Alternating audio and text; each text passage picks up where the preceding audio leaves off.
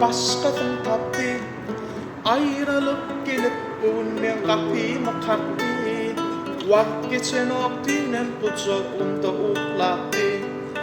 Bugün olsa gidip başka sevilen yattı. Onu gitmem anfa yönü bana kalmaktı. Görüyerdim onu özüme bardatın yaptı. Öğrenşip bir kucağım onu ağlamaktı. Mümkün doğru değil ki yanlış yalan din söyleyeyim. Senin baktın kara bolli mümkün de dostum. Ölümden kalanı yalan can sağlık